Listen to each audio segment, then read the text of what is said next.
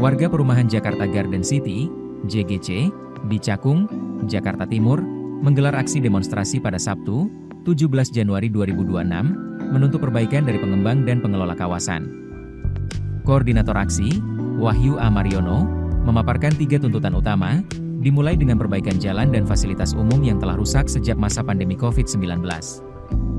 Warga mengeluhkan banyak ruas jalan berlubang dan hanya ditambal sulam, sehingga mengubah perjalanan sehari-hari menjadi terasa seperti off-road, terutama saat melewati area sekitar Ion Mall dan IKEA. JGC sendiri adalah proyek township seluas 370 hektare yang dikembangkan oleh PT Modern Realty Tbk, MDLN, namun janji-janji infrastruktur belum terrealisasi secara menyeluruh. Tuntutan kedua diarahkan pada fasilitas Refuse Derived Fuel, RDF, plan rorotan yang menimbulkan bau tidak sedap, mengganggu kesehatan dan kenyamanan warga 3 klaster, Shinano, Savau, dan Mahakam.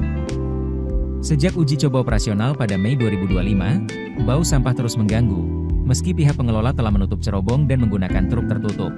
Namun aroma masih tercium secara sporadis, pagi, sore, atau malam.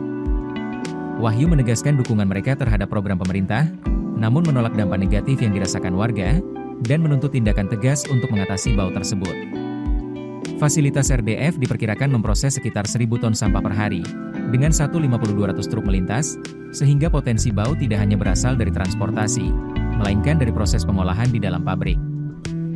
Jika masalah bau tidak segera diatasi, warga siap memperluas aksi dengan demonstrasi di Balai Kota Jakarta untuk menolak keberadaan RDF. Dalam aksi simbolik, warga membuang sampah di depan kantor sales galeri JGC dan menanam 3 pohon pisang di jalan berlubang depan Ion Mall sebagai bentuk protes visual.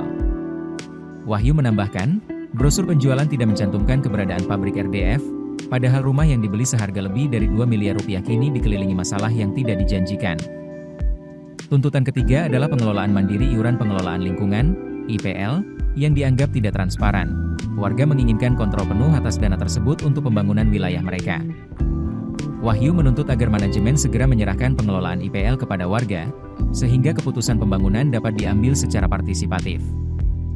Perwakilan pengelola JGC, Andika C. Umam, menyatakan telah menampung dan menindaklanjuti semua tuntutan, termasuk rencana perbaikan besar jalan pada Juni 2026. Andika juga menginformasikan bahwa pengelolaan mandiri di klaster Shinano akan dimulai pada bulan yang sama, dengan mekanisme yang harus dipenuhi oleh warga.